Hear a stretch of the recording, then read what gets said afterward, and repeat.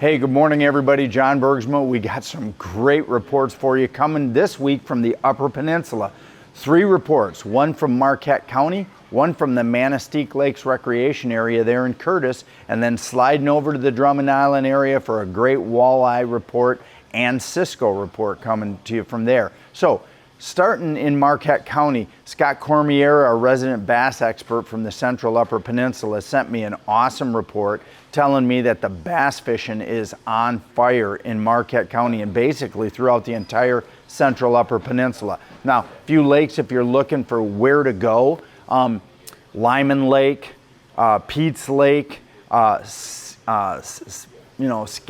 Shag Lake, really good. The Dead River Storage Basin, he told me, has been very good. And that's a mixed bag of not only smallmouth and largemouth, but walleye as well. He tells me that most of the bass right now are set up on the first weed edge. They're done spawning, they're done protecting their nests. So they're gonna be working those drop-off breaks that are directly connected to weeds. Now, some great ways to fish in and around weeds. You can chuck a tube if you want, but tubes aren't really efficient around weeds. I'd suggest you go. Strike King has a great little 6 and 7 inch worm called the cutter worm, and it's got a really active tail. Rig that Texas style, so weedless, and put maybe a 1/16 to an 1/8 ounce sliding weight in front of it. Don't peg the weight, just let it slide free.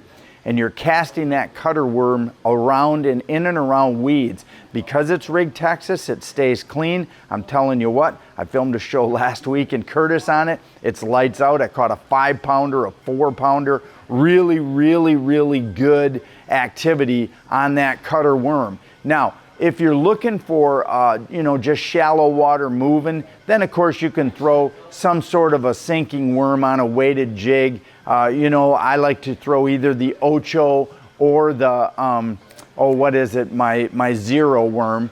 And then also you could throw a shimmy stick.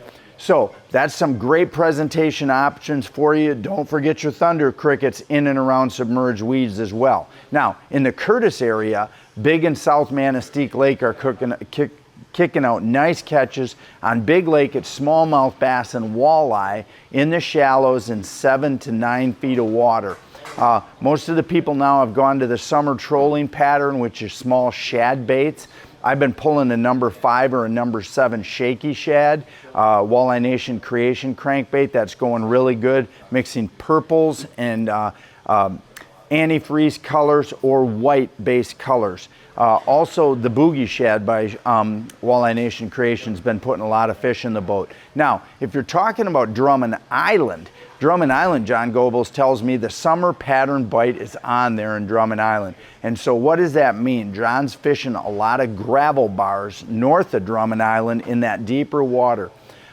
So anybody who gravel bar fishes knows it's about swooping in with your boards and hitting those bars just right with your sets. So you're gonna have to put your crankbaits or your spinner rigs and get them set to just tick over the top of the gravel bars.